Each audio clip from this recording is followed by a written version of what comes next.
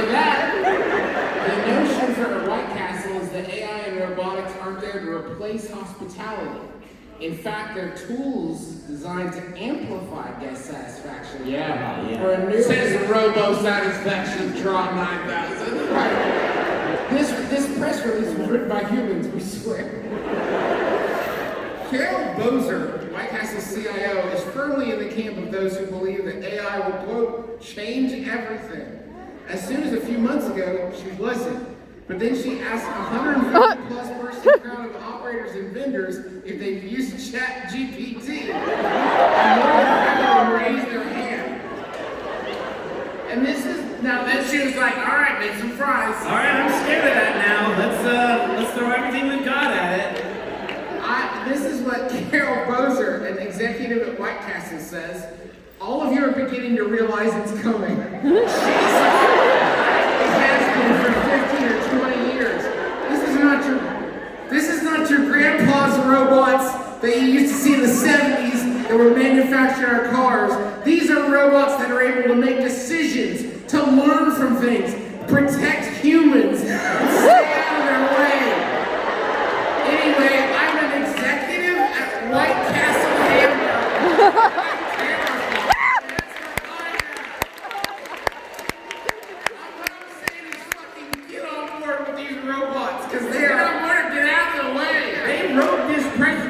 For the robots to be like, we get it now. We're the burger made now. I know I talk shit, but I talked to 150 scientists who are scared shitless of you guys. Guidance says White Castle was drawn to this technology for reasons touted by industry peers.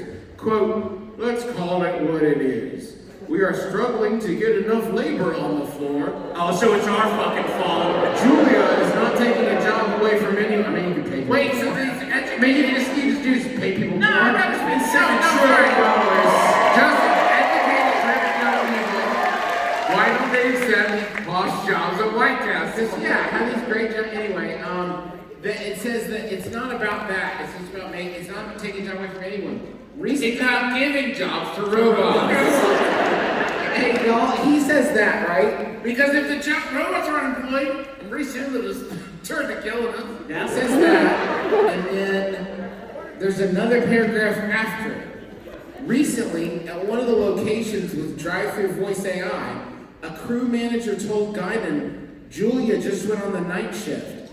Then added, oh my God, she just kept taking orders. So they've got one where it's like, listen, it cool. And then the next one's like, hey, the fucking robot won't stop it. We can't stop it. We don't know how to stop it. It just keeps taking orders and we can't stop the robot.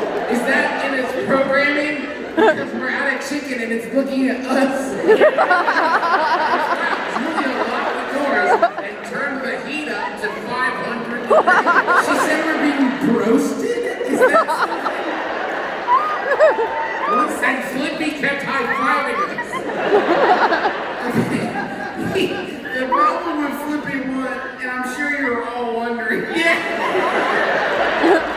is problematic and political opinion. The problem with Flippy one is it helped employees stay in designated locations. Well, yeah, the workers don't move. The workers noted a need for human assistance on both sides of the robot, from the initial point of contact with uncooked product to when the cooked food gets placed in the hauling area. So the robot's great, you just have to gingerly hand it the chicken and then take the chicken away from it but with flat hand like you're feeding a carrot to it. So move fast, please. Wear the special green gloves so he can differentiate. More chicken. No, Flippy! No. It's really a matter of time. Listen, we're having a lot of fun here. It's fucking terrifying. Somebody built Flippy, and they were like, hey, how much crushing power should we give the claw?